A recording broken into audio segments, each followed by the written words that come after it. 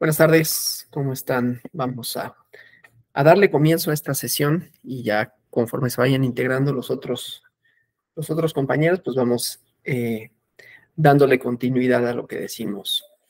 Hablar de la lógica de los derechos fundamentales tiene como varios elementos, porque para el análisis, para la crítica, de interés, ¿no? Porque en un principio uno diría así, tajantemente, ¿no? La lógica de los derechos fundamentales es que son aplicables a todas las personas. Es la universalidad. Y la universalidad se refiere a todas las personas que tienen razón. La razón como un elemento central de la humanidad, ¿no? Entonces, todas las personas racionales serían, ¿cómo se llama? Titulares de derechos fundamentales, que no solo derechos humanos. Pero resulta que ya hay dos cosas que me parecen interesantes para hablar de la fundamentación, ¿no? Primero, la fundamentación misma, porque es una fundamentación en un concepto de razón que por lo menos, rivaliza, choca, se opone, como quieran pensarlo, al concepto de razón que habíamos visto ayer de razón utilitaria, ¿no? Eso por un lado. Pero además, hablar de la razón como un atributo de la persona quiere decir también, ¿no?, que esa universalidad no ha sido siempre universal. Es decir, que no siempre todas las personas han tenido garantizados sus derechos fundamentales a pesar de ser fundamentales. Entonces, hay una parte que es histórica, además de lógica, y entonces quiere decir que un segundo elemento que tenemos que hablar para hablar de los derechos fundamentales es de su fundamentación jurisdiccional. No solamente su fundamentación desde un punto de vista normativo, si quieren, de derechos humanos, político, que desde luego que todos ellos juegan y a todos ellos nos referiremos, ¿no? Pero luego tendremos que hablar de cómo son fundamentados desde un punto de vista jurisdiccional, porque los derechos fundamentales pueden estar previstos en distintos ordenamientos constitucionales, convencionales o inclusive no estar explícitamente previstos, ¿sí? No estar explicitados y no obstante no dejar de ser derechos fundamentales. Entonces, eso es lo que vamos a hablar el día de hoy, ¿no? Y entonces, el problema no es tanto de decir de dónde vienen, sino cómo los justificamos. ¿Cómo justificamos la existencia de derechos fundamentales? ¿A quiénes lo hacemos extensivo? En todo caso, ¿no? ¿Y por qué esos y no otros? ¿Por qué tendrían que ser, o más bien la pregunta sería, ¿serían limitativos? ¿Estarán limitados a un catálogo? Porque si fueran derechos fundamentales, la idea es que siempre han sido. Y si siempre han sido, también la idea sería, siguiendo una lógica, digamos, un tanto cuanto estructurada, matemática, ¿no? Si siempre han sido los mismos. Y si hay nuevos derechos fundamentales, entonces, ¿por qué serían derechos fundamentales? Entonces quiere decir que dependen, ¿no?, de circunstancias de aplicación o de justificación o que pueden nacer nuevos derechos fundamentales, ¿no? Entonces, vamos problematizando esa parte y luego el alcance. Los derechos fundamentales son solo para las personas y vamos a ver algunos planteamientos que dirían no son solo para las personas, ¿no? Entonces, vamos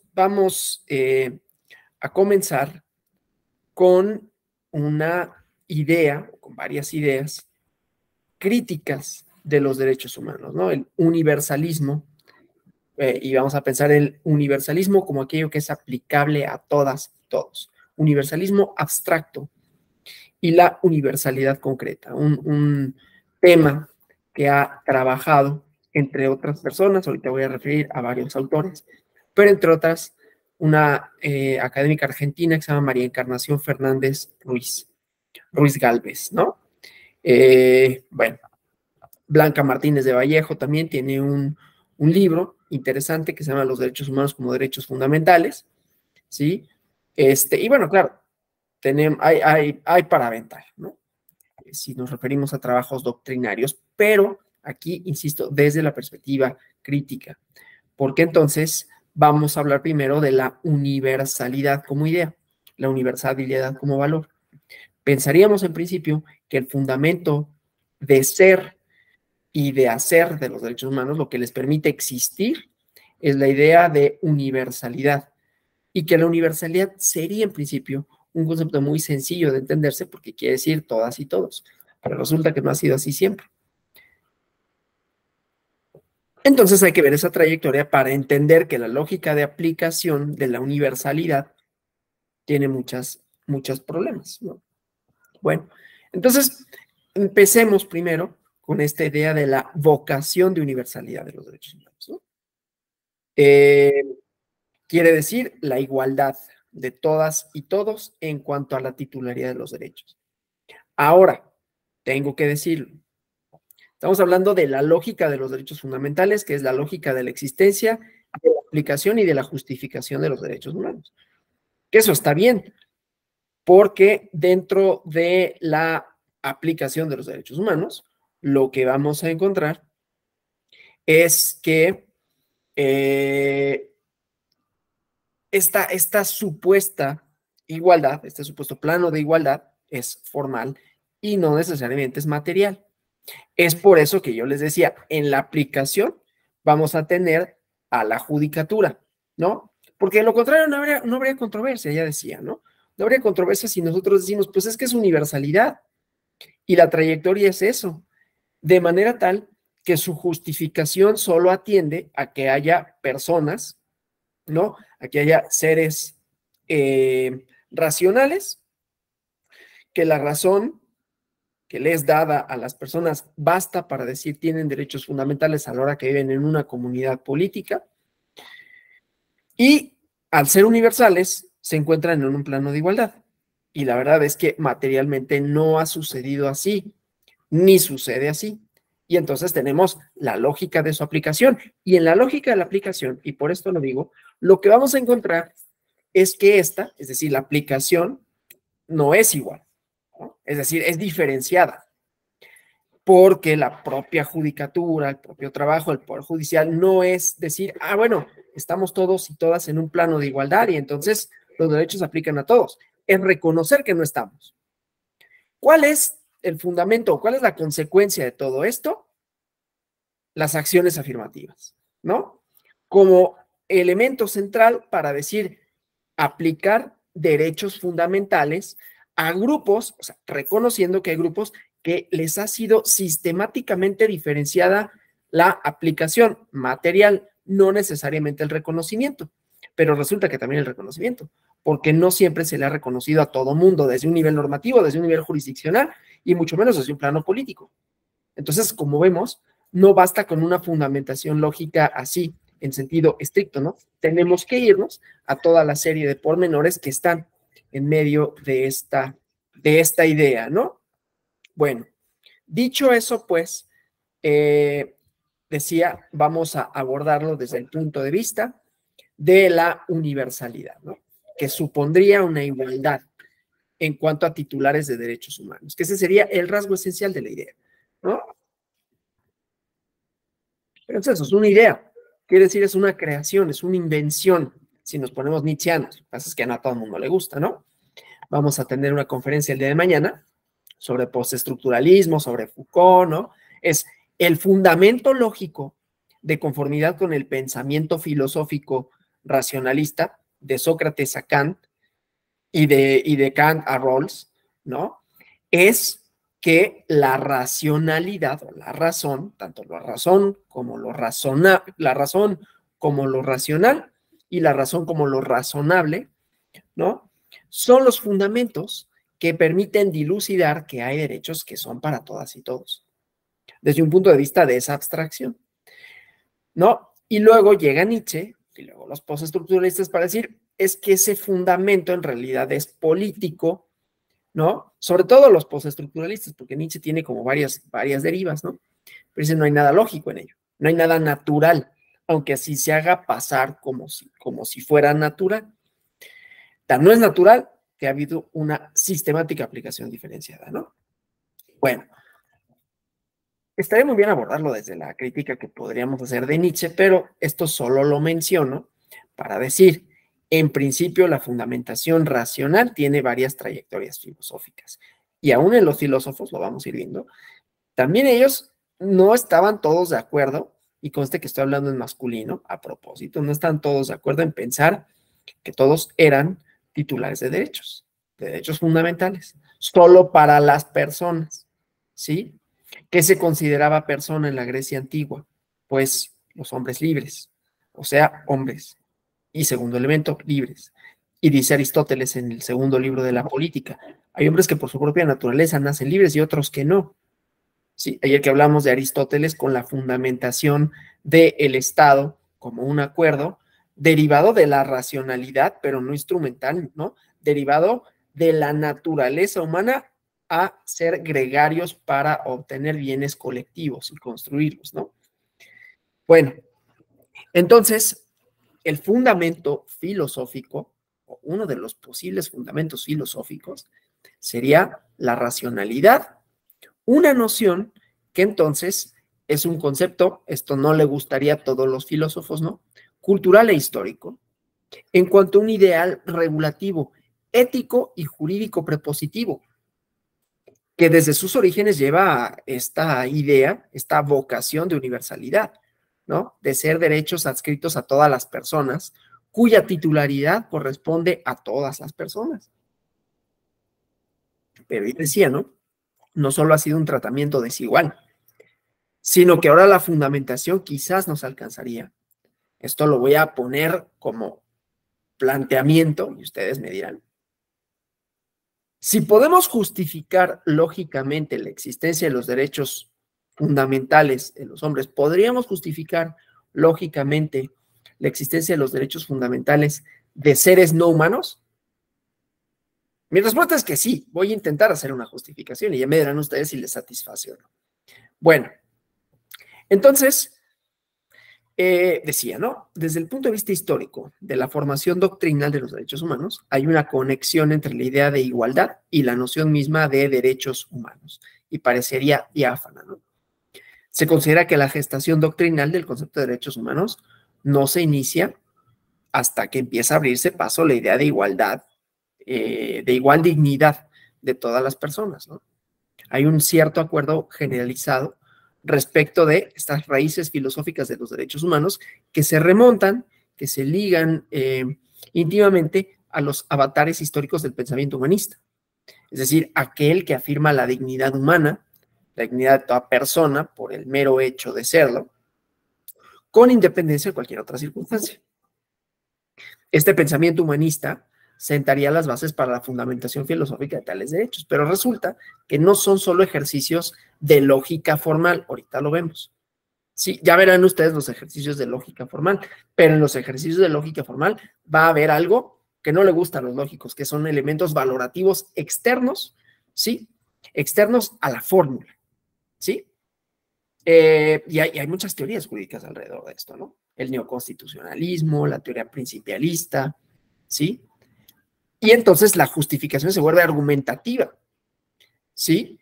Pero un argumento de índole metafísico. Yo no digo que esté mal, es hermenéutico. Lo que pasa es que no es positivo. No es positivo en términos de una fundamentación normativa, por un lado, y no es positivo en términos de una fórmula que te dé una generalidad, ¿no? La lógica formal tendería a pensar, ¿no? Como algo parecido a ejercicios matemáticos que te den un resultado cierto en todas las circunstancias. Pero resulta que la fundamentación no es únicamente lógica. Por eso podemos atrevernos a decir, haríamos un ejercicio argumentativo que, respetando las reglas de la argumentación lógica, ¿sí? Es un poco difícil.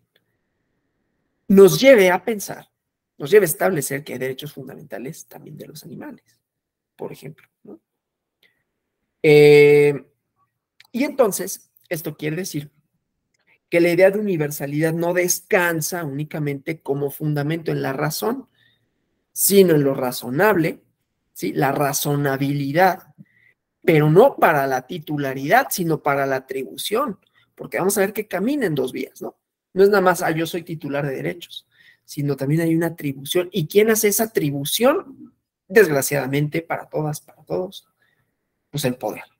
Por eso es que menciono a los postestructuralistas y a Foucault y a otros, ¿no? Bueno, entonces, decía, pues, este pensamiento humanista senta las bases para la fundamentación filosófica, ¿no? Una fundamentación filosófica que va de la ética a la ontología, ¿no? La pregunta por el deber ser y la pregunta por el ser. Otra cosa que no le gusta mucho a los lógicos, ¿no? ¿Por qué? Porque los lógicos pertenecen a otra tradición, una tradición más bien positivista. Entonces la pregunta por el ser es metafísica. ¿Qué es el ser? El ser en cuanto es y el ser en cuanto es. Se puede justificar lógicamente, ¿eh? Lo hace Parménides y hace una justificación lógica. Lo hace Platón en el Sofista, ¿no? Hay una justificación lógica del error, ¿sí? Bueno, el chiste, pues, es que no es tan sencillo encontrar ese fundamento. Y que ese fundamento, si fuera metafísico, pensar que el ser en cuanto es, tiene como esencia la razón, entonces ahí estaríamos separando los seres racionales de los no racionales. Pero si somos nietzscheanos, como soy, diríamos, bueno, pero la razón es una atribución humana. Es decir, nosotros decimos que razonamos porque nosotros razonamos, lo cual no quiere decir que las otras criaturas no pueden tener procesos mentales complejos que no entendemos, que no sabemos, que no podemos definir, porque solo los definimos a partir de nuestra posición,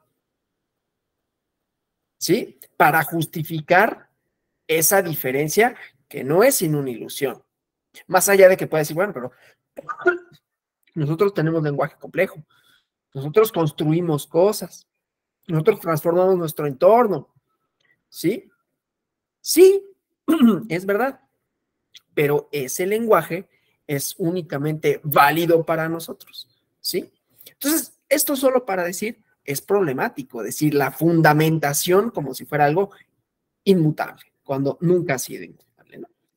Bueno, entonces, la idea de dignidad, ¿no? Dignidad igual, de todas y todos, como característica universal de las personas, ¿no? Y el origen de este universalismo y de este cosmopolitismo no es casual que sea histórico, ¿no?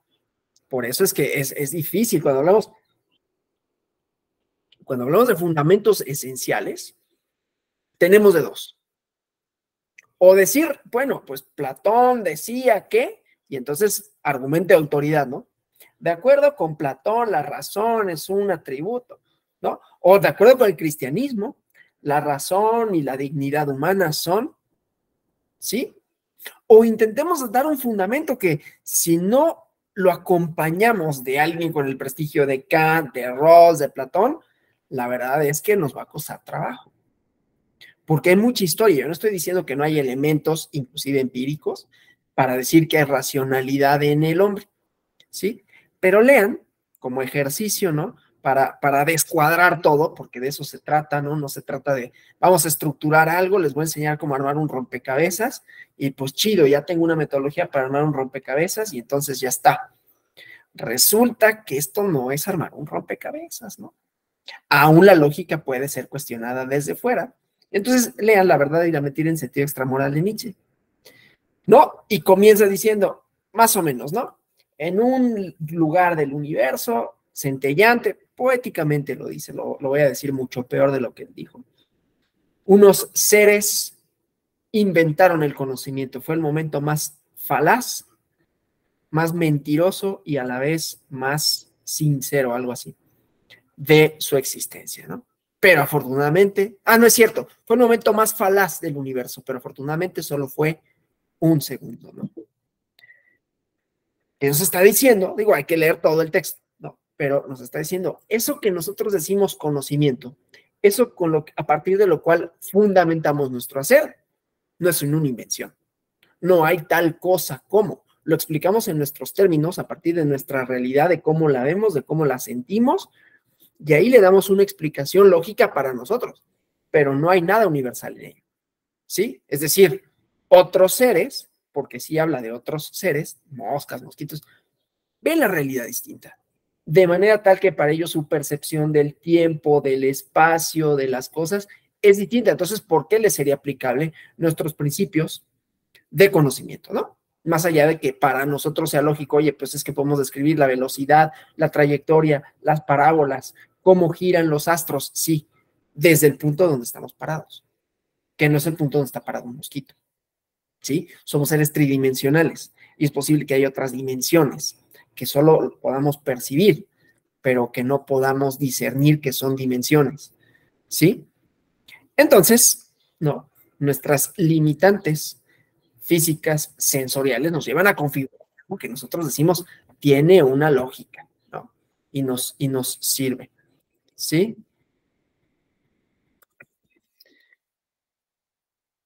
Bueno, pero para no problematizar de más con esto, solo digo, hay que picarle, ¿no? Así, hay que desarmar el rompecabezas y decir así de, no tiene tanta, es decir, podemos encontrarnos con problemas a la hora de fundamentar, ¿sí? No es un problema jurídico porque pues el fundamento jurídico ya está generado, ¿no? Ya no tenemos problema. O sea, ya no tenemos problema de decir por qué hay derechos fundamentales. El problema de todo caso es decir cuáles son y cómo se aplican en un caso concreto, cómo se materializan o por qué tendríamos que materializarlo en una situación. Es un problema de fundamentación normativa, ¿no? No un problema de fundamentación del ser de los derechos humanos, porque esos contamos con que ya existen los derechos fundamentales, ¿sí? Entonces, el ejercicio jurídico en ese sentido resulta bastante más sencillo. No es en detrimento del derecho, nada más digo, bueno, pues el derecho no se encarga de darle un fundamento lógico filosófico, ¿no? De eso se encarga la filosofía. Y resulta que aún en la filosofía está difícil darle ese fundamento, ¿sí? Bueno, con lo cual, a ver, todo esto no quiere decir que, bueno, pues entonces no importa, ¿no? Entonces no importa y pues, o sea, no hay derechos fundamentales, o sea, podríamos caer en esto que Nietzsche denuncia como el nihilismo, ¿no? Podríamos caer, bueno, si todo puede ser cualquier cosa, entonces pues no hay reglas, ¿no? Y entonces da lo mismo. Bueno, entonces, aquí voy haciendo como mis anotaciones para que no se me olviden al rato. Bueno, entonces, pues, vamos avanzando. Si hay alguna duda, si hay algún comentario, lo que sea, me avisa, ¿no? Entonces, regresamos a la idea de la fundamentación filosófica, porque vamos a encontrarlo, y decía que no era casualidad, se me fue la onda, ¿no? Aunque me haya ido por otro lado, no se me fue la onda, porque yo decía, tiene su origen en el estoicismo, en el cristianismo, pero estamos hablando de un cosmopolitismo. Cuando hablamos de cosmopolitismo, ¿no? Nos referimos a la época de los griegos, pero ya a la época después de la caída, digamos, de Atenas, ¿no? Con el Imperio Macedonio, cuando ya muchos de los griegos ya no eran solo de Grecia, ya no eran solo atenienses, ¿no? Sino venían de otros lados. Y entonces se abre, digamos, rutas de comercio y empieza a haber un avance científico. Y vamos a encontrar, ¿sí? Al estoicismo, del que hace poco di una conferencia, por cierto, y al cristianismo, ¿sí? El estoicismo, una doctrina interesantísima para esto, ¿no? De la que podríamos hablar por un buen rato y que tiene sus pensadoras, pensadores, porque es una doctrina que curiosamente, ¿no? Cuando Zenón le da existencia, ¿no? Primero lo hace fuera de un salón, ¿no? En cualquier lado, ¿no? Y por otro lado, lo hace accesible a todas y entonces ahí encontramos a Hipatia, ¿no? Como una de las primeras filósofas, pero bueno, el chiste es que como doctrina el estoicismo afirma la unidad universal de las personas. El origen de este universalismo o cosmopolitismo se encuentra en la obra de Panecio de Rodas, yo diría que inclusive desde sus inicios, ¿no? En donde aparece por primera vez la conciencia de la igual dignidad de todas las personas como algo previo a su pertenencia a cualesquiera grupos y la necesidad de un idéntico respeto a todos ellos, a todas ellas. Es curioso porque también Hobbes, aunque él no le da esta idea del universalismo, sí advierte una universalidad. Ayer vimos un poco de Hobbes, ¿no? Una universalidad, una conciencia universal igual a todas las personas, que es la idea, ¿no? De el egoísmo como una característica, como una antropología, característica de todas las personas, y entonces eso es lo que provoca el nacimiento del Estado. ¿Sí? Bueno, entonces decía, ¿no? La dignidad de todas las personas previo a que pertenezcan a cualquier grupo y la necesidad de un idéntico respeto a todas y todos ellos, ¿no? Una idea que luego desarrolla Cicerón, que desarrolla Séneca, ¿no? La idea del humanitas, ¿no? Cuyo valor estriba en la superación del particularismo del pensamiento griego clásico, en donde la fuente del reconocimiento era la pertenencia a la comunidad política. Soy ateniense y entonces soy ciudadano, ¿no? No soy ateniense, entonces, y además, otra vez, ¿no? Que sea hombre libre, ¿no? Entonces, era el pertenecer a una comunidad política. Esto invierte la lógica, porque dice, no, no es pertenecer a una comunidad política. Pertenecer a una comunidad política es una cosa que no tiene nada que ver con la dignidad. Tienes dignidad independientemente de dónde provengas, ¿sí? Pero ¿qué hay detrás de eso? Pues hay una elaboración política. No solo es la elaboración filosófica abstracta, ¿no? ¿Por qué? Porque eso te permite ejercer el poder de una determinada manera, ¿sí? Inscríbanse a la conferencia de mañana de Foucault, si les interesa todo esto, ¿no? Para plantear, o sea, cómo esta lógica no es tan unidireccional, ¿no? O sea, patina muchas veces, ¿no? Y uno se tropieza, por más que te pueda gustar Kant y Sócrates, ¿no? Los diálogos y Cicero, pero patina muchas veces. De verdad que hace como... Lo que pasa es que da certeza, ¿no? La existencia de las cosas como algo dado me permite avanzar en lo demás, ¿no? El conocimiento como algo posible y como algo factible ya me permite no pensar en el conocimiento como algo. Me podré decir qué es y qué no es conocimiento, pero doy por sentado que existe.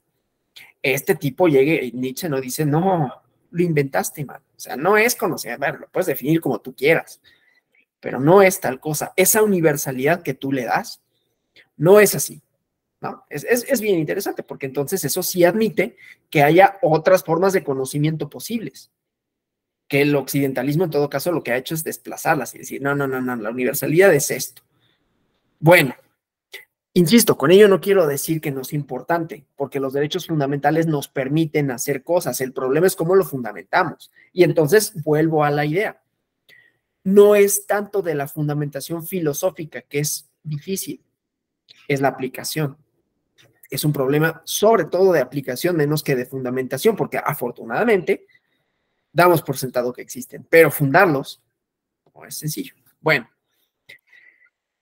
y entonces, pues, no había antes de los estoicos una concepción universal de las personas. Por eso los extranjeros podían ser esclavos. La noción de humanitas habla de la irreductibilidad del ser humano al ciudadano. No puede ser reducible a esto, ¿sí? Es la idea detrás, lo que nuestro orden constitucional fundamenta los derechos, sí, fundamenta los derechos fundamentales, valga la redundancia. No es la pertenencia a la comunidad política. Puedes no ser ciudadano mexicano y no obstante eres titular de derechos universales, o derechos humanos, o derechos fundamentales, ¿no? Aún habiendo entrado al país de manera contraria al orden jurídico, no me gusta decir ilegal, tienes derechos fundamentales y te son aplicables y el Estado te los tiene que reconocer. No se reconoce la esclavitud, o sea, todas estas vertientes, ¿no? Entonces, el estoicismo es esta doctrina que fundamenta de esta manera la existencia, pero tiene limitaciones, ¿no? A los efectos de fundamentar adecuadamente la idea de los derechos, derechos de las personas. Y debo decir más bien de los derechos humanos, porque no se alcanza la noción de persona, ¿sí? Entonces, hay una primacía que se le concede a la independencia humana, ¿no? Que conduce a ver la dignidad humana exclusivamente como dignidad ética, fruto de la virtud, ¿sí? Olvidando la dignidad ontológica como algo dado por igual a todas y todos, ¿sí? La dignidad del deber ser. Hay un texto en italiano, la verdad, perdonen ¿cómo se llama? Por la pedantez, ¿no? Pero no lo encontré en español, ¿sí? Pero, sí, se llama La Constitución de la Imagen Actual del Hombre, una traducción así muy, ¿no? Porque está en italiano, ¿no? Bueno, y entonces es un curso de antropología en la filosofía moderna, ¿sí? Decía de Jesús Ballesteros. Bueno, y entonces destaca el estoicismo, ¿sí? Ha tenido una influencia decisiva en la concepción moderna del ser humano, que acaba por reducir la condición de sujeto de derechos, de persona, a aquel que es independiente, ¿sí?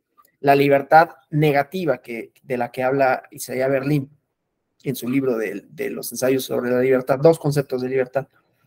Bueno, en el paso del estoicismo a la modernidad, tiene lugar, por lo menos en parte, ¿no? Una transposición del ideal de la autarquía, de la autonomía, del ámbito de la praxis a la esfera de la poiesis, ¿no? El dominio técnico de la naturaleza, la autosuficiencia económica de las personas.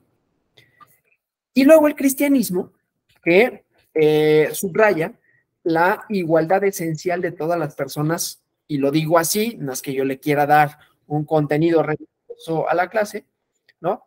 Pero bueno, igualdad esencial de todas las personas ante Dios, ¿no? A ver, y lo trata Descartes, lo trata Kant, ¿no? A la hora de darle el fundamento, justamente de ser a la razón.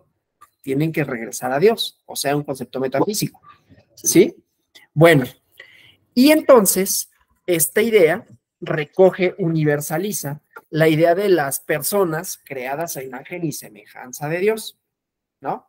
Esto como doctrina fundamental, no estoy diciendo, insisto, yo aquí soy laico y lo que sea, pero le estoy dando como el contexto histórico de la fundamentación y no podemos pasar de alto que mucha de esta fundamentación también viene del pensamiento escolástico, ¿eh? O sea, para aquellos que luego, la Edad Media es el oscurantismo, no, nada que ver. Había conocimiento y conocimiento complejo, importante, desarrollo científico, en algunas manos quizás. No era universal, pero a ver, tampoco lo era no era tan democrático en los griegos como lo pensaríamos ahorita, ¿no? En términos democráticos como lo conocemos ahora, ¿no? Estaba reservado para pocas personas, ¿no? Bueno, entonces, pues, la idea de las personas creadas a imagen y semejanza de Dios. Desde los primeros siglos del cristianismo, los padres de la iglesia desarrollan la noción de persona. Aquí es muy probable que yo vaya a decir alguna burrada, porque yo de cristianismo sé muy poco. Entonces, no solo me disculpo, sino los invito a que si digo alguna cosa que no es, pues me digan, oye, no, pues así no es, ¿no? Y puede ser que caiga en varias simplificaciones por mi propia ignorancia de los fenómenos religiosos y de la propia fundamentación, más allá de lo poquito que pueda saber de filosofía escolástica, la fundamentación de los derechos humanos desde esta perspectiva que es filosófica, ¿no? Pero bueno, entonces, desde el punto de vista religioso, y para decirlo religioso, desde el punto de vista cristiano o católico, como quieran decirle, porque luego yo me he metido en problemas por decir una o la otra, o una por la otra. La imagen de Dios y la condición personal dotan de un valor absoluto a toda persona por el mero hecho de ser, ¿sí? Eso ahí, desde esta fundamentación, entonces, pues sí podríamos, ¿no? Hacer la separación de los seres humanos, de las personas. Lo que pasa es que yo tengo cuidado de no decir seres humanos porque ahí estoy siendo como únicamente los hombres, ¿no? Pero si digo las personas es otro concepto, entonces ahí resbalo un poco, ¿no? Pido disculpas por ello. Bueno, entonces aquí, si dijéramos, bueno, es por la imagen y semejanza de Dios, entonces sí podríamos decir, ah, bueno, son los seres humanos porque son los que son creados a imagen y semejanza de Dios. Y ya no habría problema para fundamentar los derechos, vuelvo a decirlo, los derechos fundamentales para personas no humanas, pero resulta no solo que somos ya laicos, no solo la sociedad es laica, sino que ¿por qué no tendríamos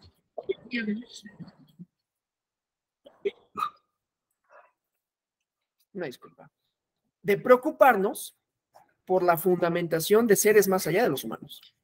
La respuesta es, tendríamos que hacerlo, ¿no? No a todo mundo le gusta, pero pues no se trata de que nos guste. En algún otro momento, por ejemplo, pues no habría una fundamentación lógica de los derechos de los esclavos y se daba por natural que no, pues es que hay esclavos. Ya. No le voy a reconocer acá a mi compañerito sus derechos fundamentales porque me la está haciendo cansada. No tenían derechos, ¿no? Y no había problema en decirlo. Ahorita lo vemos, ¿no? Bueno, entonces, esta concepción personalista de la persona, valga la redundancia, en realidad tendría que ser del hombre, de inspiración cristiana es decisiva para su adecuada fundamentación, la de los derechos humanos y su universalidad. Sobre estas bases, en la Edad Moderna, se elaboran las teorías de los derechos naturales, ¿no? Que son el precedente inmediato de la noción de derechos humanos. El justnaturalismo, ¿sí? Que fundamenta los derechos, otra vez, fundamentales. Hay una vertiente religiosa, ¿no? Digo, basta leer a Recasens-Sitches, a Luis Villoro, ¿no? Para saber, no es Luis Villoro. Es que sí es Villoro Toranzo, pero no es Luis Villoro Toranzo. Bueno, no importa. Ahorita se me fue quién era, fue profesor del Ibero, ¿no? Y era padre inclusive, y Luis Villoro no era padre. Ahorita me acuerdo cuál era, pero es que su hermano, entonces ahorita se me fue. Bueno, entonces no importa. El chiste es que la escuela de los derechos naturales, la escuela española del derecho natural, del derecho de gentes, ¿no? Son desarrolladas por el justnaturalismo racionalista y difundidas por el pensamiento ilustrado. De acuerdo con estas teorías, los derechos naturales, como su propia denominación indica, encuentran su fundamento en la naturaleza humana y son, por tanto, derechos innatos, inherentes por naturaleza, a todo ser humano, o sea, derechos universales. Esta concepción de los derechos humanos como derechos naturales y universales, en la que se plasman ya propiamente, ¿no?, las declaraciones de derechos humanos del último cuarto del siglo XVIII, la Declaración de los Derechos del Buen Pueblo de Virginia, la Declaración de la Declaración de Independencia de los Estados Unidos, la Declaración Francesa de los Derechos del Hombre y el Ciudadano. Entonces, esta es la justificación, ¿no? La vocación de universalidad que resulta consustancial, inherente a la idea misma de derechos humanos desde sus orígenes.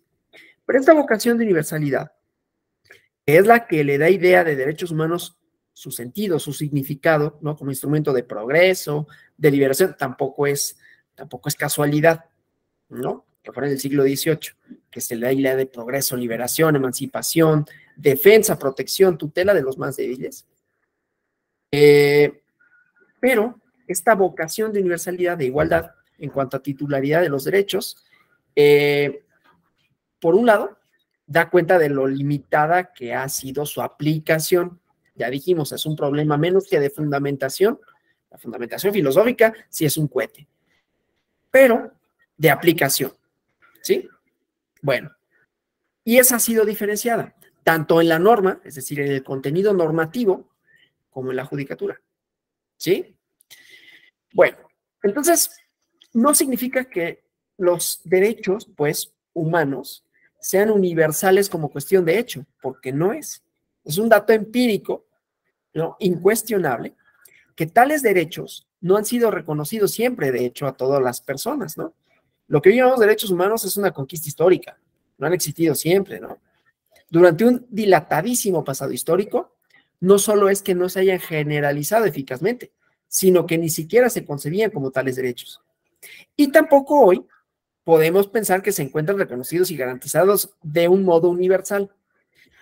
Problema mayor cuando decimos, ¿y si lo hacemos extensible a otros sujetos, de derechos, ¿no? No humanos, ¿no? Bueno, sin perjuicio de constatar que los derechos humanos no son universales como cuestión de hecho y precisamente por eso es un problema de aplicación, entendiendo que no es acertado ni desde un punto de vista teórico, ni desde un punto de vista práctico de la protección de garantías de los derechos, no por ello prescindimos de la universalidad como nota del concepto, ¿no? Ahí vamos, ¿no? Ya, bueno, si son producto de la razón, si son inherentes a la persona, lo importante es que tenemos la idea de universalidad en cuanto a un ideal regulativo, ético y jurídico prepositivo. Despojada de su rasgo de universalidad, la noción de derechos humanos se desvirtúa, pierde su sentido, su significado, su poder emancipador y protector. Pero de hecho, en los periodos de mayor florecimiento de la idea de derechos humanos, es decir, a finales del siglo XVIII y después de la Segunda Guerra Mundial, se ha hecho hincapié en la universalidad, aunque en ocasiones solo ha tenido un carácter retórico, ¿no? Entonces, no hay que dejar, por eso digo, sin problema de aplicación, tanto normativa, contenido en la norma, como jurisdiccional. Ahí, por ejemplo, nos permitiría dar el fundamento de por qué una corte constitucional o por qué las cortes constitucionales. Pero voy por partes, ¿no?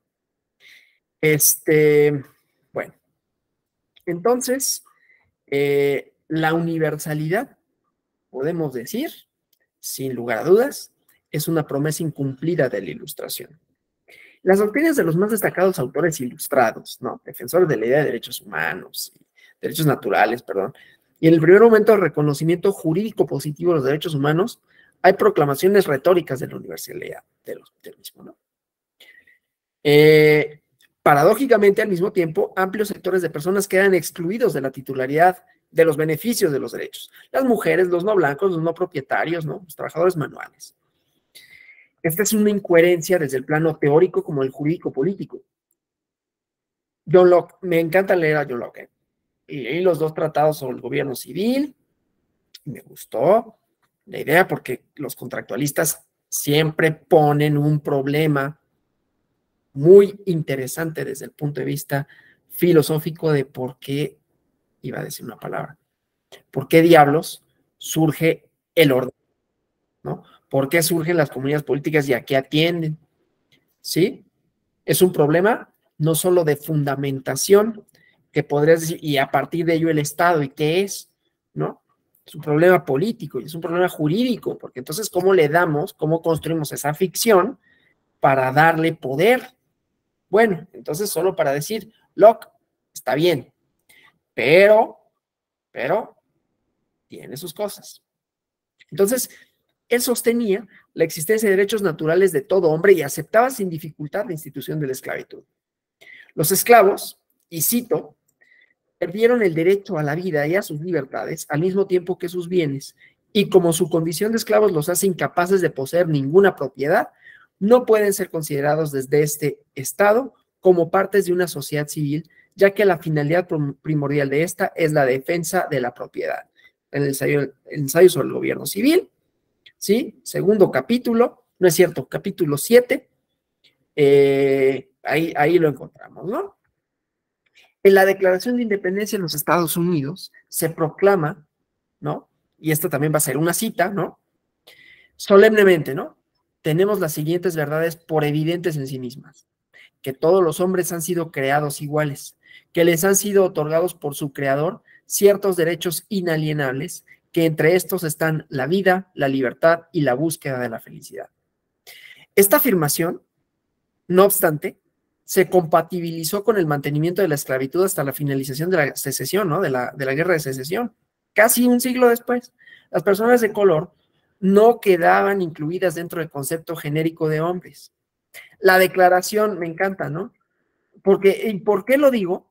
Porque como luego entramos en el mundo de lo dado, como desde el derecho, esto es un problema más de aplicación que de fundamentación racional de la existencia, de la parte filosófica nos colma, ¿no? Ah, pues ya lo dijo Kant. Ah, pues ya lo dijo Locke. Ah, pues ya lo dijo Aristóteles. Ellos mismos, cuando decimos, no, la doctrina de los derechos humanos viene de, y esto todo el mundo comete ese error, ¿no? Viene de la Declaración de los Derechos del Hombre y el Ciudadano de Francia y de la independencia de los Estados Unidos. Y yo siempre hago la misma cara que hizo el ministro Lainez a una declaración un tanto cuanto sin fundamento jurídico de otra persona. Digo, ¿en serio? ¿En serio? Caramba, a los abogados les hace falta teoría política, porque eso no es cierto, ¿no? No es cierto, pero lo tenemos como algo dado. Entonces, en esta declaración francesa de 1789, ¿no? Dice, los hombres nacen y permanecen libres e iguales en derechos. Esta afirmación durante mucho tiempo coexistió con el voto censitario, con la exclusión de las mujeres del derecho de voto. Las mujeres no estaban incluidos en este hombre que luego queremos decir es genérico, los derechos del hombre son de la mujer. Pues ¿cómo? Si en sus orígenes no era, ¿por qué sería ahorita? ¿No? Son contradicciones que saltan a la vista. Desde el primer momento hubo quienes pusieron de manifiesto esto, ¿sí?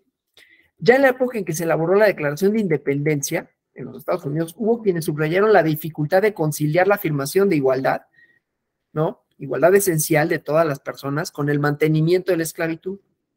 Es más, hay quienes dicen, ¿no? Y ahorita me refiero con Docret, que tiene un texto bellísimo, que se encuentra, ¿no? Se los puedo mandar, porque eso se encuentra fácil en internet, se llama Cartas de un burgués de Nuevo Hampshire a un ciudadano de Virginia sobre la utilidad de dividir el poder legislativo en varios cuerpos, ¿sí? Y Mary Wollstonecraft, que tiene otro texto que se llama A Vindication of the Rights of Women, 1792, ¿sí? Entonces ya había quien decía esta parte, ¿no? ¿Y qué decían? Que en la redacción inicial de la declaración había una cláusula que condenaba la esclavitud. Lo que pasa es que en el debate del Congreso, esta se suprimió a instancia de los representantes de Carolina del Sur y de Georgia, estados esclavistas, hasta el siglo XIX, ¿no?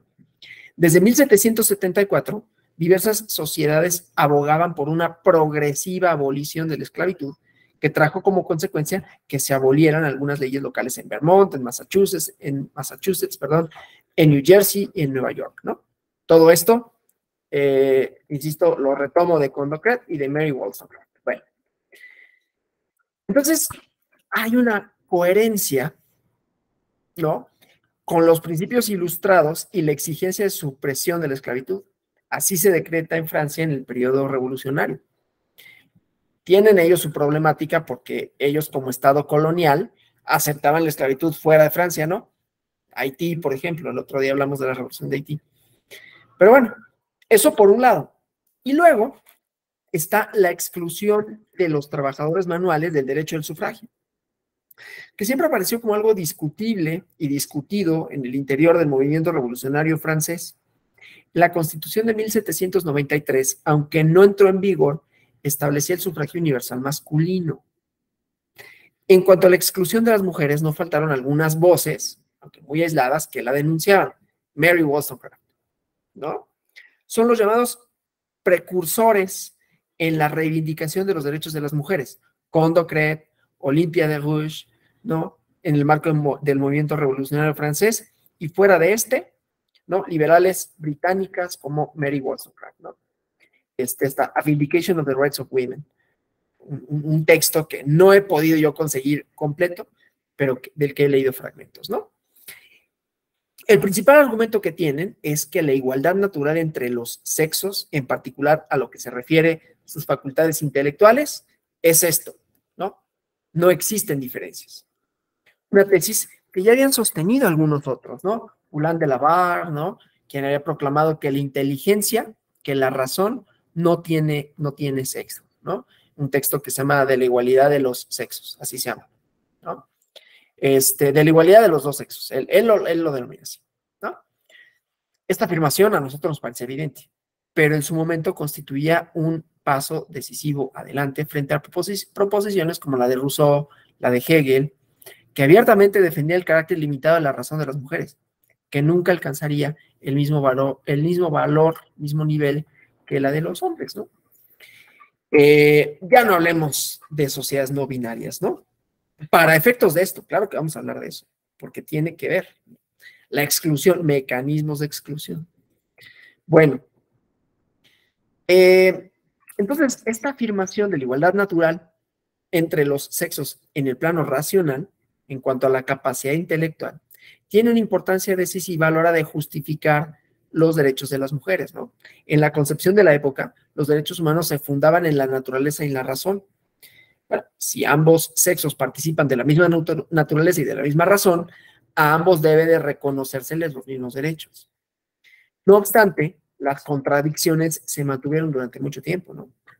Principalmente o probablemente debido a que mientras se afirma la universalidad de los derechos humanos, había sectores de personas en los que no se reparaba o no se quería reparar, ¿sí? Es precisamente lo que caracteriza la marginación, ¿no? La marginación, los marginados, son aquellos que estando presentes son tratados como ausentes. Se los ignora, no se repara en ellos, no se los tiene, no se les tiene en cuenta, ¿no? Sin perjuicio de esto, también se intentaban dar argumentos que justificaran la exclusión de estas personas del disfrute de los derechos. Se sostenía la inferioridad física e intelectual de las personas de color, la fragilidad física, la menor capacidad intelectual y la tendencia a dejarse llevar por los sentimientos más que por la razón de las mujeres, la falta de independencia económica de los trabajadores manuales que les impedía dedicarse a la política, ¿sí? Y hay también un amplio acuerdo en subrayar que el origen de estas exclusiones se encuentra en el individualismo que inspira la concepción ilustrada de los derechos naturales, ¿no? Convive la fundamentación universalista de los derechos y la raíz de las exclusiones, ¿no? Entonces, es ahí donde encontramos la ambigüedad del mensaje de la Ilustración, ¿sí? Porque desde una perspectiva de la filosofía individualista, la o el titular, pretendidamente universal de los derechos humanos, no son todos los seres humanos, aunque así se proclame retóricamente, ¿no? No los seres concretos, reales, existentes, sino el individuo. Y el individuo, no simplemente en su acepción de cada miembro de la especie humana que no puede ser dividido, sino el individuo concebido como una abstracción, ¿no? La abstracción individualista presenta al individuo como autónomo, autosuficiente, independiente, no solo distinto, aislado, separado de los demás. Entonces hay una confusión entre libertad e independencia y se presenta esta autosuficiencia como la esencia del ser humano, en la justificación, ¿no? El individuo así entendido no es real, es un sujeto ficticio, contrafáctico, ¿no? Porque los seres humanos realmente existentes no somos independientes por naturaleza, ¿sí? Somos libres, pero en el contexto de una estrecha red de vinculaciones recíprocas con las y los otros, ¿no? Como lo ha subrayado el personalismo, con el entorno. La persona es un concepto relacional. No podemos ser personas si no hubiera otras personas en las cuales nos identificamos la otredad, reconocemos que existen, pero igualmente que nosotros compartimos una serie de características que no podríamos contrastar si no hubiera otros, ¿no? Entonces, cada persona es distinta de las demás y no puede ser confundida con otras. Es en sí misma esto un valor absoluto y por lo tanto no puede ser sacrificada a los intereses de otros o de la colectividad, ¿sí? Es un punto de no retorno de la herencia ilustrada, liberal, ¿no? Individualista. No podemos renunciar a esto tan sencillamente, ¿no? Pero cada persona no está separada, aislada, desvinculada de los demás, ni es autosuficiente. Ningún ser humano real, concreto, es autosuficiente, ¿sí? La existencia de cada una de nosotras se halla en estrecha independencia con la existencia de otras y del entorno, ¿sí? Lo primero se halla en la base de la mejor tradición del justnaturalismo humanista y democrático, sobre el que se construye la fundamentación moderna de los derechos humanos. Desde sus formulaciones cristianas, replanteadas en el tránsito a la modernidad por los clásicos españoles, así como en el pensamiento racionalista hasta Kant, que puede ser considerado como su culminación y su máximo representante, ¿no? La idea de la interdependencia. Y además, ¿no? Lo segundo, ¿no? La abstracción individualista, tiene su origen más reciente, del Estado moderno, ¿no? Que está un poco en la Baja Edad Media. Pero la filosofía individualista es expresión de unos intereses sociales, políticos, económicos concretos, ¿no? Los de la burguesía como clase social ascendente a lo largo de la Edad Moderna. Entonces, el individualismo hace una identificación ideológica a ese sujeto abstracto, inexistente, con una determinada categoría de seres humanos. Ahora sí, concretos y realmente existentes. Hombre, blanco, adulto, propietario, o al menos profesional y ciudadano, ¿no? Y ese es el prototipo, ¿sí? Entonces, el pretendido universalismo de las teorías racionales de tradición occidental, de Hobbes hasta Rawls, no es tal, es un universalismo sustitucionista, en donde se sustituye el todo, la universalidad humana en su pluralidad y diversidad, por una de las partes, ¿no? Entonces, lo universal se identifica subrepticiamente con las experiencias de un grupo específico de sujetos. Esta sustitución ideológica y subrepticia, ¿no? Bueno, subrepticia hasta cierto punto, explica todas las exclusiones a las que me he referido, ¿sí? Entonces, aquí, por ejemplo, vamos a encontrar pues, la crítica feminista, ¿no? Que ha desvelado que esta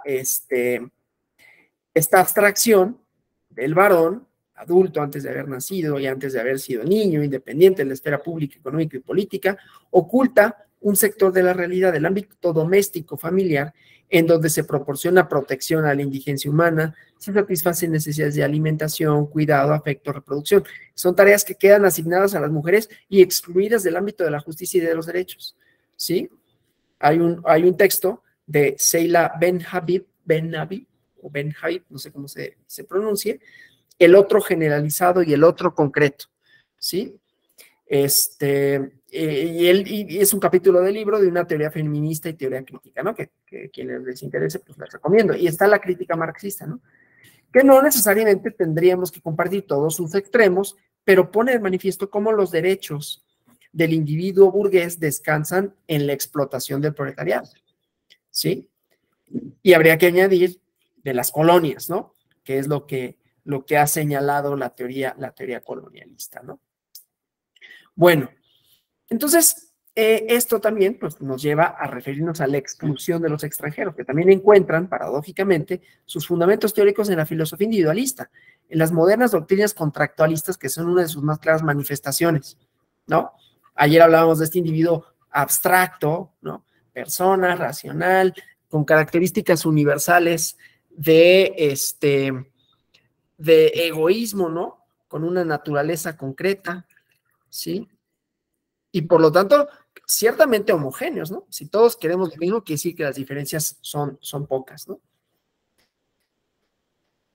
Bueno, entonces, pues, en las teorías contractualistas, pues, ¿quiénes son miembros de la colectividad? Las que fundan el Estado, y entonces ahí estamos excluyendo a los extranjeros.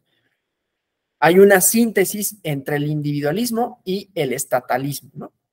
De acuerdo con las teorías contractualistas, pues, los derechos del hombre, ¿no? Del estado de naturaleza se convierte en derechos del ciudadano cuando se constituye la sociedad civil y el Estado. El contenido práctico, el significado político de las teorías de los derechos naturales, estriba en fundamentar los derechos del ciudadano que el ordenamiento jurídico estatal reconoce, respeta y garantiza, ¿sí?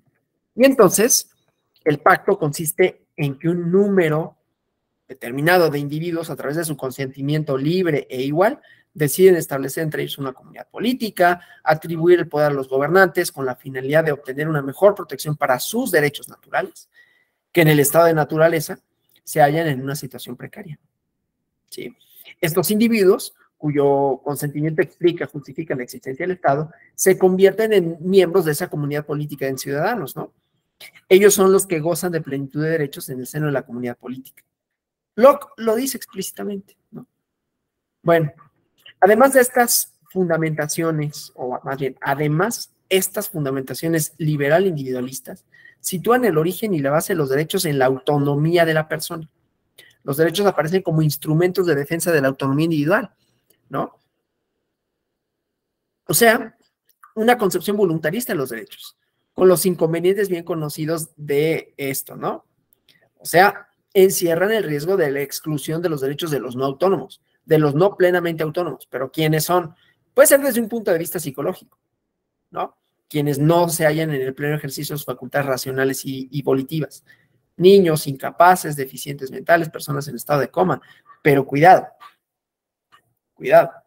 porque distintas definiciones científicas, ¿no?, han definido, valga la redundancia, como enfermos a individuos determinados, pertenecientes a una comunidad. No lo digo para reproducir la idea, de hecho es para criticarla, para decir qué barbaridad. En los años 80 la homosexualidad era una enfermedad. Así lo definía la OMS. Y eso permitía unas ciertas exclusiones de hecho y de derecho, ¿no? La transexualidad hasta el 2021, hasta el 2017 o 16 salió del catálogo de enfermedades de la OMS. O sea, esto de lo científico racional es, vuelvo a Foucault, un discurso de poder, y a Nietzsche, ¿no? Un discurso de poder, ¿sí? Bueno, entonces este riesgo implícito en la concepción ilustrada de los derechos se ha manifestado de modo más intenso en nuestros días, ¿sí? La agresión contra grupos de personas determinadas, ¿sí? Bueno, a pesar de estas contradicciones iniciales, la potencialidad universalista que encierra el concepto de derechos humanos ha dado lugar a la progresiva extensión de estos, a la aplicación, ¿no? Es decir, que se haga extensiva a personas que inicialmente eran excluidas por razones de sexo, raza, clase, preferencias, ¿sí? Es el proceso de generalización que se registra en los siglos XIX, XX y XXI, ¿sí? Y no cabe duda que este proceso es, al menos en parte, aunque no nada más, ¿no?, resultado de una lucha por los derechos, ¿sí? Pero no es menos cierto que lo que legitimó esa lucha fue la conciencia de su universalidad. Hay un texto, yo sé que ya estoy hablando de un montón de libros, ¿no?, pero se llama La formación de la clase obrera en Inglaterra, de Dick Hobsbawm. No es cierto, de John Thompson, de John B. Thompson. Y él dice, adquieren esta conciencia, o sea, el movimiento obrero es posible que exista y que reivindiquen derechos para sí, ¿no? Derechos fundamentales como al trabajo, al descanso, a las vacaciones, al salario, cuando se dan cuenta, ¿no?, no por generación espontánea, pero que adquieren un sentido de clase, pertenencia a un grupo que se diferencia de otros, ¿sí? Y además la idea de universalidad es lo que les permite, ¿no? El movimiento obrero, el socialismo democrático, ponen de manifiesto las contradicciones de este modelo liberal que limita la participación por razones de cultura, de riqueza, y reclaman la generalización, de los derechos de participación política a trabajadores y no propietarios. Esta reivindicación, paulatinamente, se fue incorporando al derecho positivo. En términos generales, el derecho universal masculino se fue consiguiendo a lo largo de la segunda mitad del siglo XIX. De manera simultánea a la lucha por esta generalización de los derechos de participación política, ¿no?, y que protagonizan las mismas sociedades, las mismas fuerzas sociales y políticas, el movimiento obrero y el socialismo democrático, ¿no?, tiene lugar la lucha por los derechos sociales, económicos, culturales, ¿sí? Y este proceso desemboca en la incorporación de esos derechos sociales, económicos, culturales al derecho positivo, al lado de los tradicionales derechos individuales, ¿no? Una segunda generación de derechos humanos caracterizados en el Estado social de derecho. La cuestión del sufragio femenino siempre se vio relegada a un segundo plano. Su reconocimiento jurídico positivo tiene lugar en un momento bastante posterior a la consecución del sufragio universal masculino. Por otra parte, el principio de igualdad de derechos sin discriminación por razón de sexo empezó a abrirse paso en las constituciones a comienzos de nuestro siglo, ¿no? Bueno, el siglo pasado, nuestro siglo, porque creo aquí todos los que estamos, bueno, no estoy seguro, a ver, déjenme, no estoy seguro que todos hayan nacido antes del 2000, pero daría por sentado que sí, ¿no? Una de las maneras de darte cuenta que te haces viejo, ¿no?, es dar por sentado que los demás tienen tu edad, ¿no? Bueno. Entonces, pues, esta igualdad de derechos sin discriminación por razón de sexo, que no de género, ¿no? Empieza a abrirse paso en las constituciones a comienzos del siglo XX y se hace más común a mediados del mismo, ¿no? Se encuentra, por ejemplo, lo recoge la Constitución de la Segunda República Española en 1931, claro, después el franquismo lo deja de considerar así, y se encuentra ya generalizado, salvo contadas excepciones, en las constituciones posteriores a la Segunda Guerra Mundial. Principio de no discriminación en el disfrute de los derechos humanos, ¿no? Entre otras causas por razón de género, reconocido en el ámbito del derecho internacional universal, en la Carta de Naciones Unidas, ¿sí? Diversos instrumentos, ¿no?, del derecho internacional de los derechos humanos y que forman parte del Jus Cogens internacional, ¿sí? Y regional. A partir de ese principio de no discriminación por razón de sexo, y podemos decir no discriminación por razones culturales, ahorita voy a eso, proclamada por numerosas constituciones y textos internacionales, y a partir también del derecho a la igualdad ante la ley, que es en realidad un derecho de primera generación, ¿no? Paulatinamente en distintos países, pero sobre todo en los occidentales democráticos, se han podido eliminar disposiciones jurídicas discriminatorias para garantizar la igualdad formal entre hombres y mujeres. Bueno, hasta aquí la fundamentación, ¿no? Y podríamos, quizás deberíamos, seguir problematizando con relación a esto, ¿no? Con relación a las dificultades de fundamentarla. Yo no desde un punto de vista lógico-filosófico, ¿no? Sino desde un punto de vista jurídico-político, por todas estas, por todos estos momentos en los que no ha tenido materialidad y que lo que, además, no solo materialidad, ¿no? No es que no se aplican realmente, sino que ni siquiera un reconocimiento normativo, ¿no? Pero, digamos, la directriz sí es la idea de universalidad, es lo que ha permitido que se haga más amplio, digamos, en sus alcances. Pero decíamos, en segundo momento, es un problema de aplicación. La Constitución muy bonita puede decir que todas y todos somos iguales ante la ley, lo cual no quiere decir que lo seamos realmente. En México hablamos, y a mí esto siempre me resulta curioso, ¿no? Hablan los catedráticos y todo de la transición democrática como algo que acontece a finales del siglo XX, la transición democrática en México. ¿Y a qué se refieren? A partidos políticos, ¿no?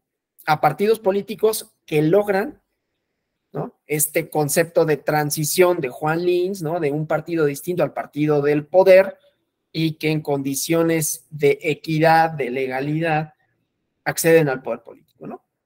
Sin que haya influencias indebidas por parte del gobierno, y quizás nada más. Esas definiciones se quedan cortas en muchas cosas, pero bueno. Y entonces habíamos llegado a la transición. ¿Cuántas gobernadoras había? Ni una. Empezó a haber gobernadoras a principios de siglo, por ahí había algunas que habían sido presidentas municipales, ¿no? A nivel local había algunas experiencias, pero la realidad es que materialmente esa supuesta democracia era endogámica, reproducía un discurso, una burocracia, un sistema de partidos dominado por hombres que legislaban, que aplicaban la ley, ¿no? Entonces, seguían y siguen existiendo condiciones de aplicación de la norma, porque no solo aplican la norma. A ver, las cortes resuelven problemas, ¿sí? Pero el problema de aplicación viene a todos aquellos que están involucrados en tomar una decisión en favor o detrimento de una persona. Desde una persona que te niega un pasaporte, ahí está aplicando la ley. No, pues no cumples con los requisitos, ahí hay una aplicación. Un policía de tránsito te para y te está aplicando la ley, ¿no? Obviamente esto lo podemos hacer extensivo, y lo vamos a hacer extensivo, a derechos políticos en sentido estricto, ¿no? Derechos de participación y de votar y ser votada, ¿no? Y entonces ahí lo que teníamos, el problema de aplicación, era, pues qué bueno que tú digas que los hombres y las mujeres somos iguales ante la ley, pero no tenemos las mismas posibilidades de gobernar. No tenemos las mismas posibilidades de llegar a las dirigencias partidistas. No tenemos las mismas posibilidades, restringiéndolo, conste, al campo de lo electoral, que no es el más importante, ¿eh? Aquí nada más porque pues, es un diplomado en lógica jurídica electoral, pero eso lo podríamos hacer extensivo a cualquier rama del derecho, a cualquier rama de la política, a cualquier rama social. ¿Cuántas personas ingresaban a las universidades? O sea, todos estos sesgos cognitivos, ¿no? Culturales, discursivos, que a la mujer, pues yo, por ejemplo, perdón lo anecdótico, ¿no? Pero mi mamá, pues ella le metieron a la escuela de secretaria, porque pues tú vas a ser secretaria, ¿no? Porque pues tú te vas a casar. Sí había profesionistas, no digo que no, pero estaba muy normalizada esta parte, ¿no? Que después de la preparatoria, pues a la escuela de oficios, aprende a ser secretaria, aprende taquigrafía, ¿no? Y no es que esté mal, es que había una negación de hecho, que no de derecho, del acceso a recursos y de aplicación de normas sociales, políticas, culturales, ¿no? Y cuando sí reclamaban espacios de poder, había una deslegitimación constante.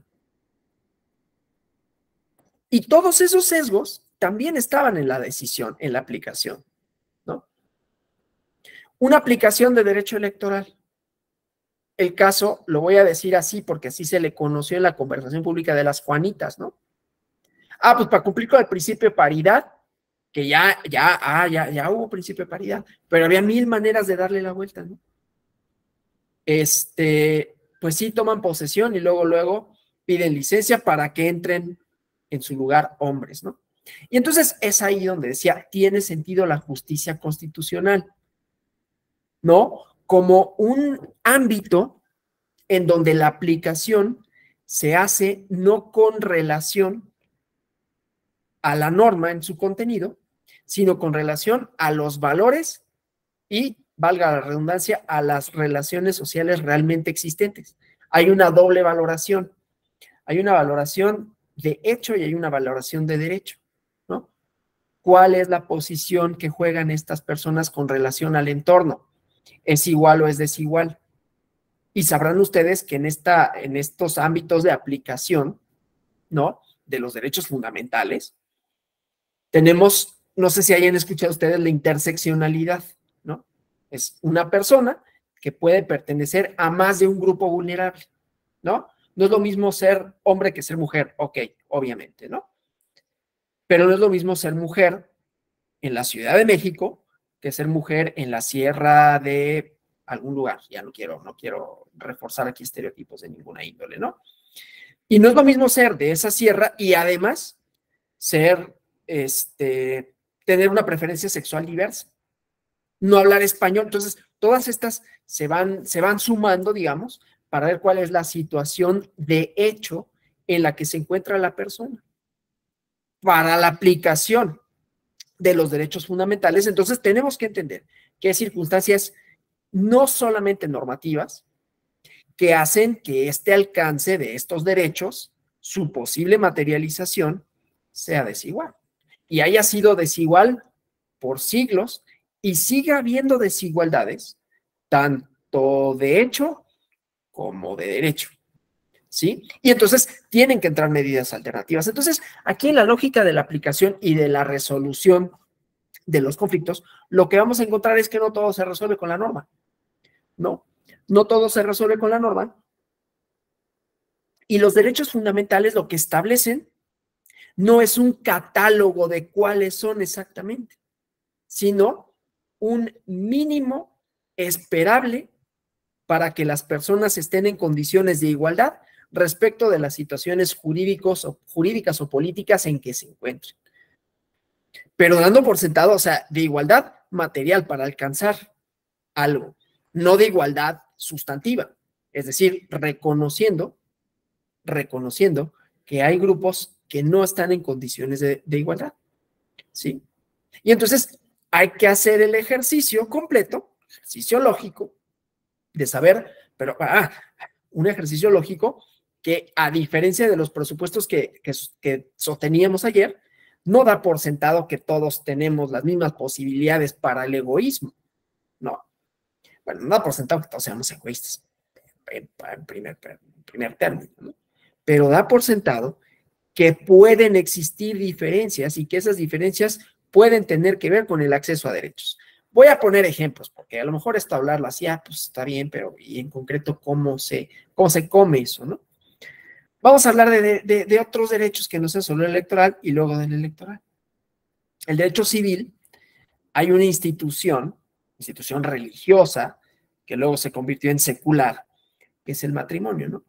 El matrimonio que tenía inicialmente una finalidad que era constituir a la familia, y con ello se derivan varias cosas, varios conceptos, ¿no?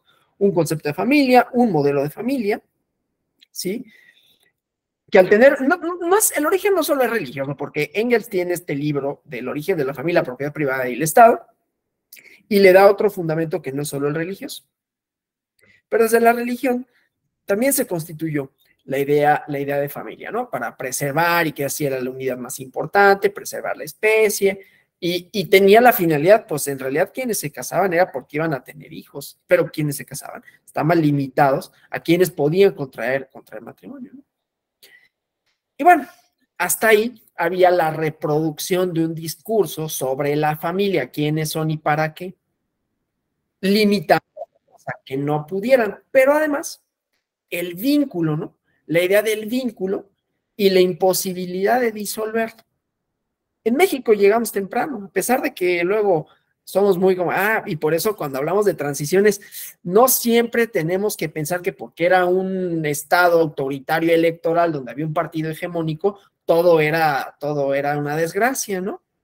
En México, siglo XIX, no había esclavitud y había esclavos norteamericanos que cruzaban la frontera, adquirían libertad, y luego los propietarios de esos esclavos, los reclamaban, y México decían, no. Quisieron firmar en Texas un tratado, ya cuando Texas se independiza, un tratado para la extradición. México dijo, no. Entonces, tenemos nuestras lucecitas, ¿no? Y había en México, desde los años 30, me parece, en el Código Civil, la institución del divorcio. ¿Y por qué lo digo? Porque el divorcio, pues, era una posibilidad jurídica que siempre yo la asocio como más protectora de la mujer, por la violencia en la que vive, ¿no? Por el entorno. Y entonces, pues, normalmente, no digo que solo, y desde luego que me pueden poner ejemplos, ¿no? Quien ha tenido la carga del matrimonio es la mujer. Entonces, cuando no hay posibilidad de desvincularte, pues es en detrimento de ellas. Normalmente, puede haber ejemplos que desde luego desvirtúen esta generalización que estoy haciendo, ¿no? Pero lo digo porque hay otros países que no reconocían la institución del divorcio. Sorpresa, países fascistas. La España de Franco, el fascismo en Italia, con Mussolini, que lo primero que pasa con Mussolini cuando cae, ¿sí?, es un referéndum para reconocer el divorcio. No. Y pasa el referéndum. Con Franco, cuando cae el franquismo, también una de las primeras reformas es el divorcio. Pero bueno, en México, el divorcio, hasta bien entrado el siglo XXI, bueno, no bien entrado, principios del siglo XXI, tenía que ser acreditado y acreditable.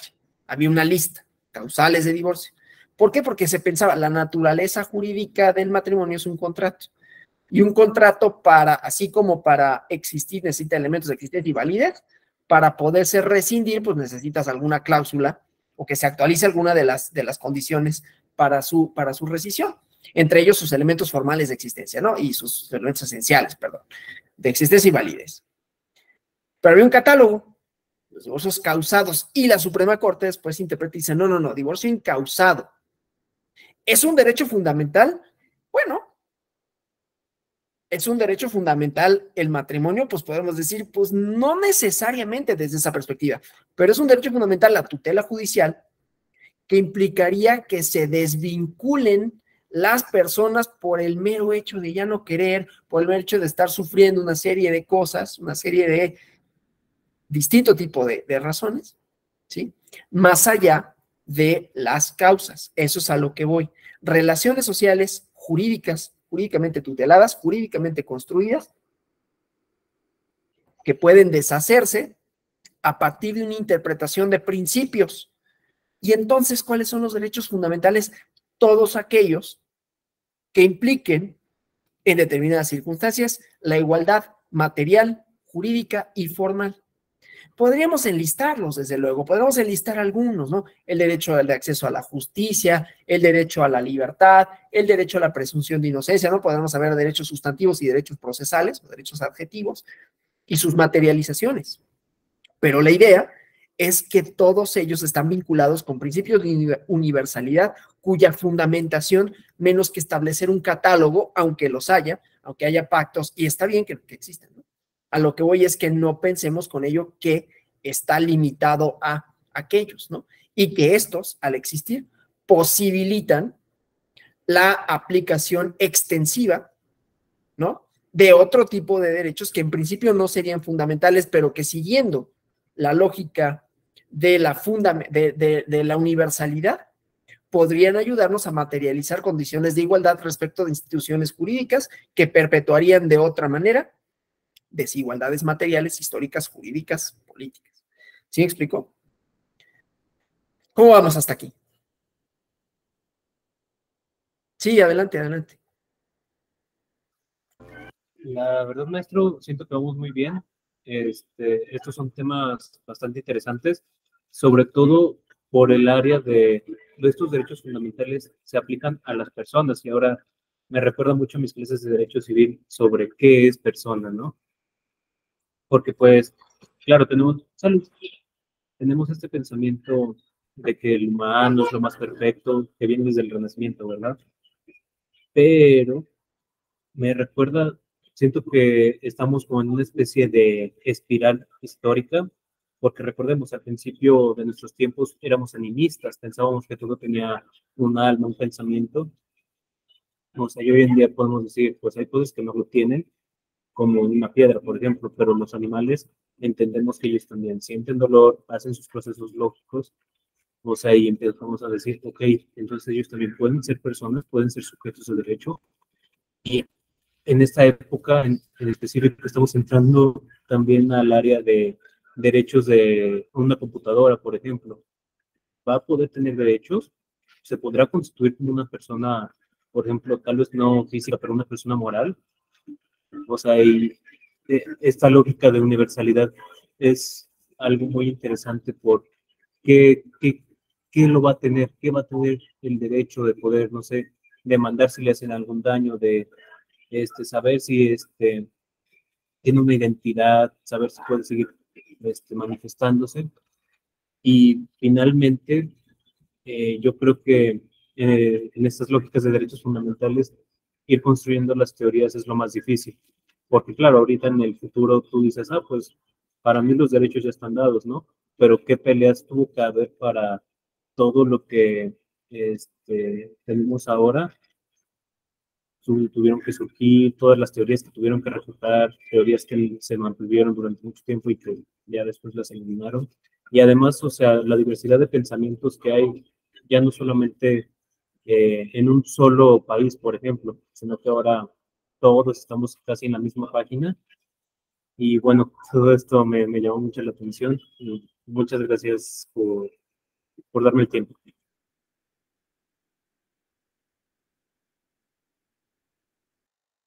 No, al contrario, y estoy totalmente de acuerdo.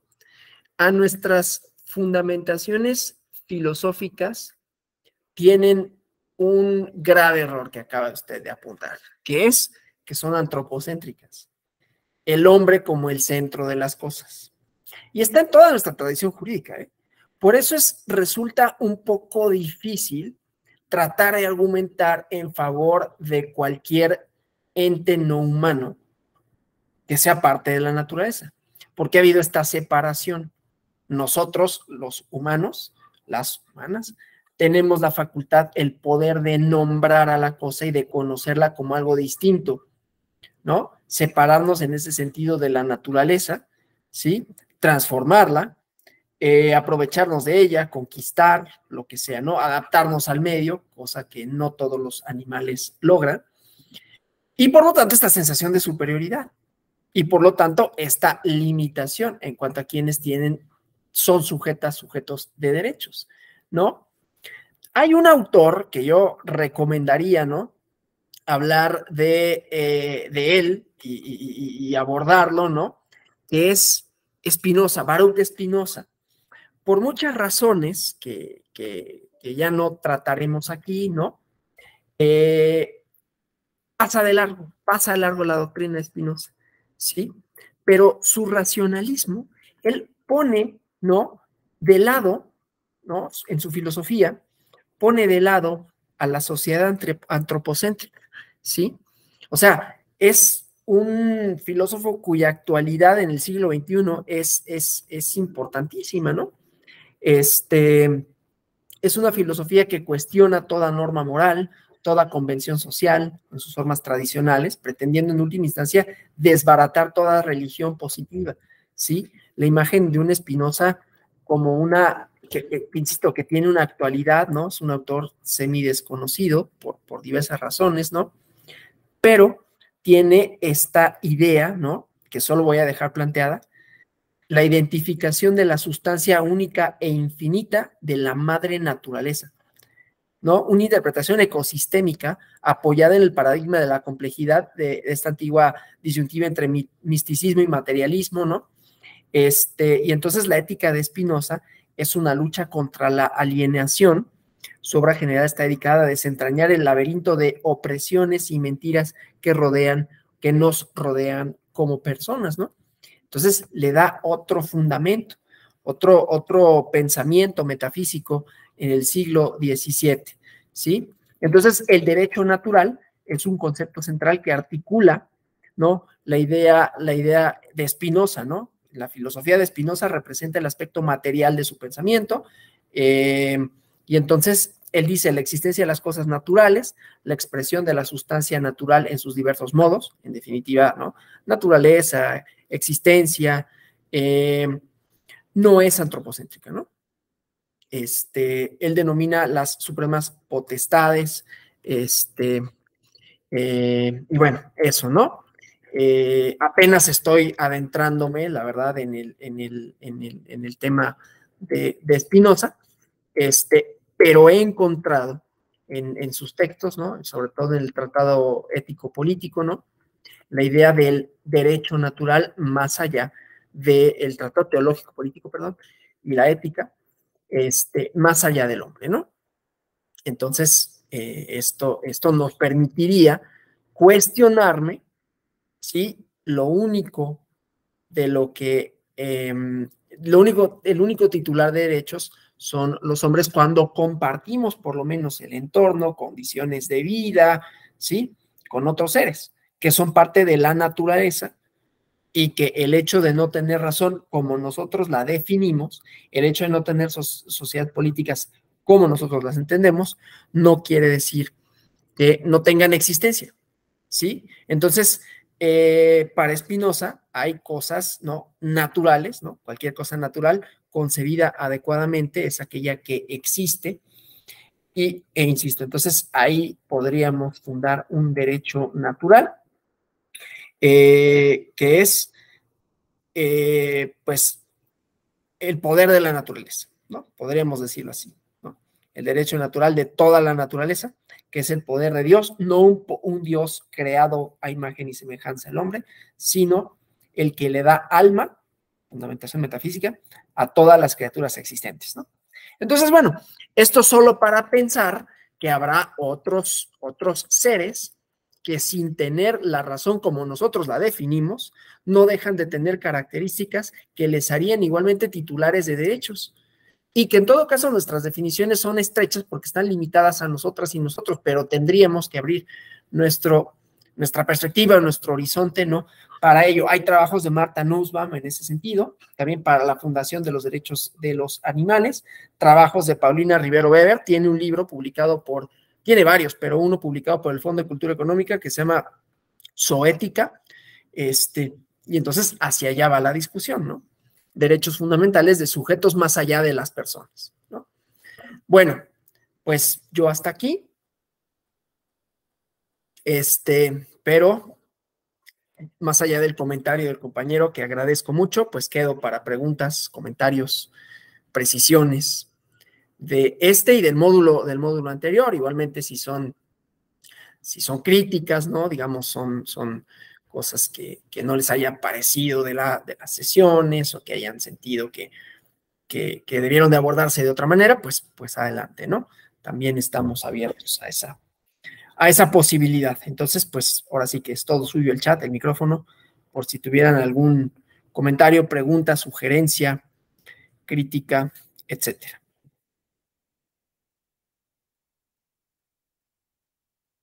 Si estamos en paz, entonces, pues yo me despido de ustedes, les doy las gracias, esperando que la sesión de ayer y la de hoy hayan sido interesantes, que más o menos haya seguido bien los hilos conductores, y pues nos estaremos encontrando en otras actividades de la Escuela Judicial Electoral. Aprovecho el comercial que ya había hecho para la conferencia de mañana, Foucault, la verdad y las formas jurídicas, y la verdad es que es un ciclo de conferencias que vamos a ir tratando de esto de la verdad en el derecho, ¿no? Y vamos a ir obviamente cuestionando estas cosas que damos por sentado que existen y que son discernibles, cognoscibles, replicables y que tienen una metodología. Vamos a poner en cuestión todo eso. Pero bueno, muchas gracias. Hasta la próxima. Que descansen. Buena tarde. Gracias.